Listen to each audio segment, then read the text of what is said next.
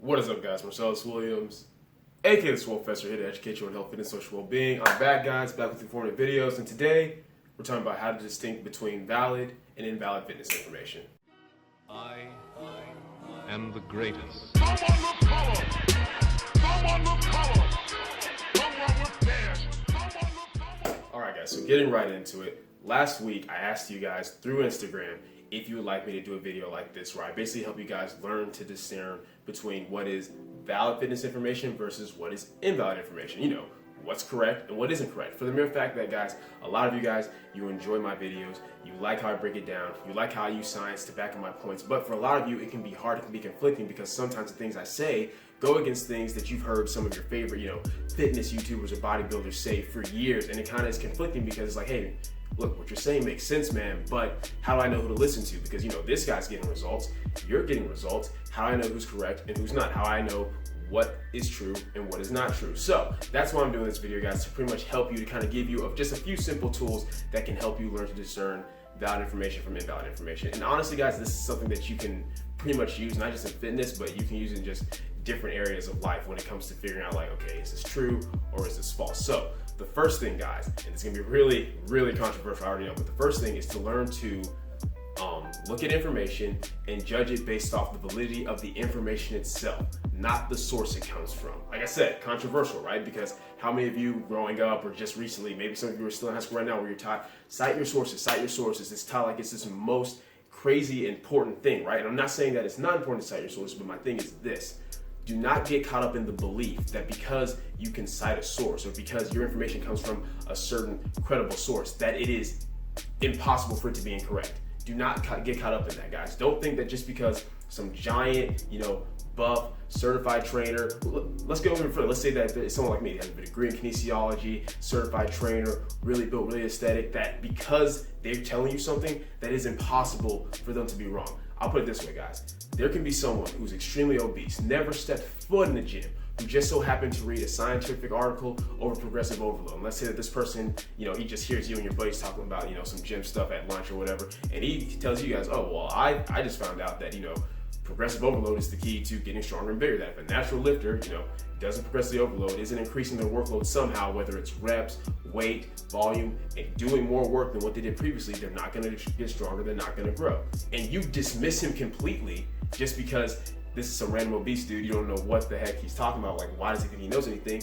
You just screwed yourself. You just screwed yourself out of valid information. So understand that, guys, that at the end of the day, credible sources are cool because we call them credible, because we hope that, from what we found, 9 times out of 10, the information on there is correct. But you have to understand, guys, that when it comes to people, when it comes to different fitness YouTubers, things like that, that nobody, even myself, I'll be the first to admit, nobody is impervious to being incorrect. You know what I'm saying? People can miss it. It doesn't matter.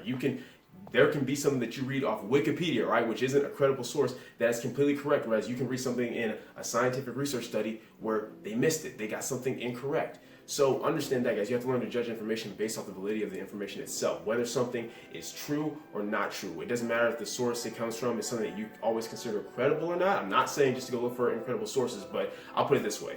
And my friend, who, if you're watching this, he'll remember this conversation. So a friend and I were talking one time, and we were talking about this similar type of thing. And he asked me, so if somebody's wrong 99% of the time, you think there's a point in listening to them? And my answer was yes. My answer is, I'm not saying that you go and you seek out that person or that source if they're wrong 99% of the time, but if you so happen to come across something that they say, and it so happens to be correct, you cannot just automatically dismiss it because they were wrong 99% of the time. Even if someone's wrong 9 times out of 10, what if they're right that 1 time out of 10? That 1 time that they're right is something that could really help you or benefit you or change your life for the better. You have to keep things like that in mind, guys. I'm not saying that you just seek out sources that have been known to be, not valid and credible, but I'm saying at the end of the day, when you read something, take it as what it is, regardless of who's saying it. I don't care if it's a fat dude, a swole dude, whatever. If they're saying something, listen to what they're saying and try to see if it makes sense. Try to see if it's something that's scientifically applicable. That's the first thing, guys. So with that being said, the second thing is, okay, well, you say I should just judge information based off the information itself, if it's valid or invalid.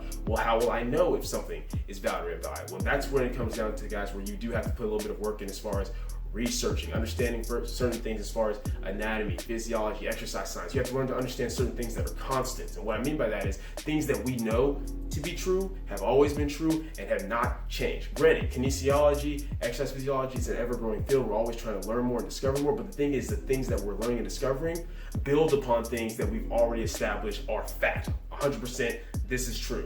It doesn't change. So understand that too, guys. You have to be able to discern those things that are constant. Now, everything isn't constant. There are some things that are situational. I'll get to that later, but some things are constants. For example, progressive overload. That's a fact, guys. If you find somebody who's extremely huge and extremely jacked and they tell you progressive overload doesn't work, it either means that they're unaware that they're progressively overloading or they're on steroids, period. Because if you're a natural lifter, you have to progressively overload in order to get stronger and get bigger. There is no way around it. That is a constant, guys. That is something that we've always known. I don't care if your favorite YouTuber bodybuilder tells you that it's not true. That is incorrect, guys, because it is something that we have proven scientifically again and again and again. We've known this for years, guys, like years and years. Like the Greeks figured this out a long time ago, and it has not changed. Things like calories in versus calories out as far as energy expenditure. You know what I'm saying? Like for the general population, in the sense of like all things, being normal with you physiologically, the fact is calories in versus calories out, it's just an energy exchange. If you want to gain weight, then you have to be taking in more energy than you're burning. If you want to lose weight, then you have to be burning more energy than you're taking in. These are constants, guys. These are things that we know to be true, that when we apply them to general population. Now, granted, are there certain outliers? Yes, and that's what leads me to part 3. Understand the difference between something that is constant and something that's situational. What I mean by that is, for example, if I say that, hey, everybody at all times should always lock out on their presses, that's technically not true. That's something that's not exactly a constant. It's a constant for general population. I've even done a video over this, over the importance of, yes, lock out on your bench press, lock out on your overhead press, because that's healthy for you. That's good for your bones. That's good for your joints, your tendons, everything like that. That's the myth about like, oh no, don't lock out, it's gonna mess up your elbows. I've done a whole video over that with the injury prevention over why that is not true, over the fact that you wouldn't be able to lock out like this if your body wasn't made to. There's a reason that that's the strongest part of a lift, guys. It's good to do, but I can't say that everyone at all times should do it because of outliers like people who are, say, double jointed. There's certain people that have certain joint problems and issues who shouldn't necessarily lock out on every single thing. They should still get a nice, good range, full range of motion, but there may be some people where they have to stop just short of blocking out because of certain physiological issues. So that's something that wouldn't necessarily be a constant. It's a constant for general population, but not necessarily for everyone. So that's part 3, guys. Understand and know the difference between things that are constants or things that are optimum just from a scientific perspective when all things are equal versus things that are situational. For example, I've told you guys time and time again, yes, full body, scientifically speaking, is the most optimum way to train, because for natural, you're going to get the most frequency, working each muscle group 3 to 4 times a week. You're still going to get a good amount of weekly volume, and it's the easiest way to progressively overload on lifts because you're going to be doing those lifts more consistently than on any other type of split. That is just true, guys, across the board. There's no way around that. With that being said, is that to say that everyone should do full body, that everyone has to do full body? No, because there's what's optimum, there's what works best, and then there's just what works in general. Push-pull legs works. Upper lower works. As long as you're progressively overloading, it works. Even bro splits, which have the worst frequency, where you're hitting each muscle group just once a week, so long as they're still progressively overloading and doing what they need to do as far as eating enough and like that, they'll still make gains. It still works. Is it optimal? No, but it still works. So understand that, guys. Some people get so triggered, right? It's like if you say, hey, this is the most optimal way to do something, they take it as the way you're doing it doesn't work. That's not true, guys. You have to understand that, hey, this is optimum just across the board, but that, hey, situationally speaking, this may be a little bit better for you, just psychologically. Maybe you're like someone like myself, you like being in the gym more often than not, so maybe that's why you're doing push-pull legs, because you like being in the gym 6 to 7 days out of the week versus 3 to 4, and that's okay, guys. But just understanding what's constant versus what's situational. And then lastly, guys, something that you guys really want to do your best to understand is that people can make progress in spite of doing something, not because they're doing something. And what I mean, guys, is this. You have to understand that as unfortunate as it is, a lot of people in the fitness industry don't have your best interest at heart. They don't care about you. They don't care about helping you. They don't generally care about seeing you progress or change your life for the better. They're trying to make money off of you. They're trying to scam you. They're trying to build their own name up. That's just how the game is right now. I hate that, and that's why I'm doing my best to fight against that, but that's how it works, which means you're going to have some people, right, who sometimes, I'll be honest, sometimes you do have genuine people, right? You have genuine people who genuinely want to help you and want to do what they can to like give you good information, but their information is just incorrect because it's something that they've been taught incorrectly. But then you have people who very well know what the truth is. They know what's valid and what's invalid, but they understand that, man, it's hard to sell stuff that's valid. That's the thing, guys. Like, the way that you're supposed to train, like as far as fitness and everything like that, it's usually so simple to where it's really hard to sell it. It's simple things where like you can just, like I say, guys, watch my old videos. That's the thing. That's a lot of my old videos. They teach you what some of those constants are, those things that you absolutely need to have, things that are necessary. They go over things that are missed and things that simply aren't true. And I do that to help establish a base for you, because I already know, guys, I've had several of you message me that, hey, I've been able to make my own workout routine and to follow these guidelines you've given in your videos, and I'm seeing progress already. I'm making changes. See, it's so easy to do, guys. It's so simple that it's hard to sell. It's a lot easier to sell something that seems complicated or something where it's like, oh, I came up with this myself, like things like that, right? Like okay, like for example, like the training mask, right? You know, things that break through, look like bang, those things, guys. Like, people get away with that stuff because a lot of people don't understand what they're supposed to do versus what they actually do, right? Like, they'll try to tell you that it helps you, like the same thing as training at a higher elevation, but this is where understanding constants makes sense, guys.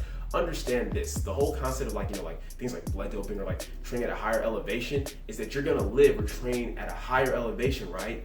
And then when you come down and compete at the normal elevation, it's going to give you that advantage as far as the oxygen intake and everything like that. That's not what these training masks do, because you're at the same elevation.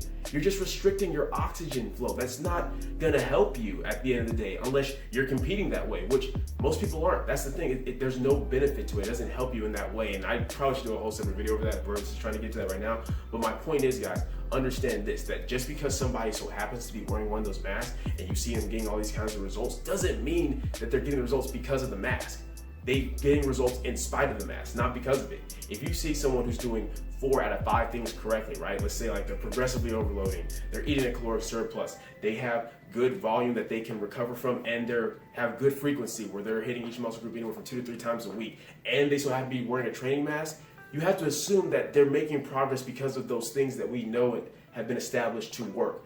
Volume control, frequency, progressive overload, caloric surplus. Don't assume that the one thing that they're doing that is random and completely different is what's giving them those results, because that just doesn't make sense, guys. And that's the thing. Yeah, that's where understanding those constants comes to mind. Anyone that understands the constants understands how physiology works and how training at higher elevation actually helps you. Anyone that understands that easily will look at the training mask and know that it does not do what people claim it does, because it just doesn't work that way, guys. In fact, it does not work the way. The body doesn't work that way. Putting that mask on is not the same thing as training at a higher elevation. There's no arguing with that. So, and I get it. Some of your favorite YouTubers or fitness enthusiasts maybe they're sponsored by it, or maybe they wear it, or they swear by it. It doesn't matter, guys. That's why I say you have to understand to take information based off the information itself, not who's saying it. So understand that, guys. You can make results in spite of doing something, not because you're doing something. Don't think that just because this guy's doing this weird, crazy, random exercise that nobody else is doing, oh, that must be why he's making gains. But look at all these other people who aren't doing that, and they're still making gains. You know what I'm saying? Like, you have to learn to look at things that way, guys. So that's pretty much it, guys. Those are just a few simple tools. There's a lot more, but I don't want this video to be much longer than what it's already been. But those are just a few simple tools that will help you learn to discern what's valid information versus what's invalid information in the fitness industry. So let's do a quick recap. First thing is, we have to judge information based off the information itself. There's nothing wrong with looking at the source and trying to make sure the source is credible. At the end of the day, it doesn't matter how credible a source or a person you may think they are. If they're wrong, they're wrong. If a source seems like it's not credible, or if it seems like it's some random dude doesn't know what he's talking about, if he says something that's true, then it's true. Simple as that. Second thing, the way that we can discern if something is, valid information or not, is going to be looking at constants. We have to know things that are constants and things that are situational. We have to know things that are true across the board, or at least true for general population in terms of physiology, anatomy, how the body works, things that we just know are established facts that are not going to change. Third thing, guys, is understanding that just because something is optimum doesn't mean that other things don't work. Understand that you don't have to take it to offense, that just because someone says this is scientifically the most optimum doesn't mean that what you're doing doesn't work. So long as what you're doing is following certain guidelines, following some of those constants, it can still work. It's just some things work well, some things work better. Do whatever you think is best for you, though, at the end of the day. And then the fourth thing, guys, like I said, understanding that you can get results in spite of doing something incorrect, not because you're doing something incorrectly. And that's it, guys. Those are just 4 simple tips that hopefully will help you learn to discern information that is valid versus information that is invalid. Because let's be real, some of you maybe watch me or you listen to my information and think, oh, it must be correct. Maybe because you like me as a person. Maybe because you think, oh, well, he's got this physique, so he must know what he's talking about. But no, guys, I want you guys to learn to listen to what I'm saying and to be able to discern if it's true or not based off what I'm saying alone. And that's the thing, guys. Whether it's my viewers, my clients, I'm all about self-regulation. That's part of what this channel is. Yes, I'm giving you this information for free, but I want you guys to learn how to take it and apply it. So many of you have already shown, expressed that you're doing that, and that means the world to me, guys. That's what this channel's about at the end of the day. With that being said, if you enjoyed the video, leave a comment down below. Let me know that you did. If you did not enjoy the video, leave a comment down below. Let me know what I can do to get better. Like the video, share, subscribe. Keep it simple, specific, scientific. I'll catch y'all later. I am the greatest. Someone look color. Someone look color.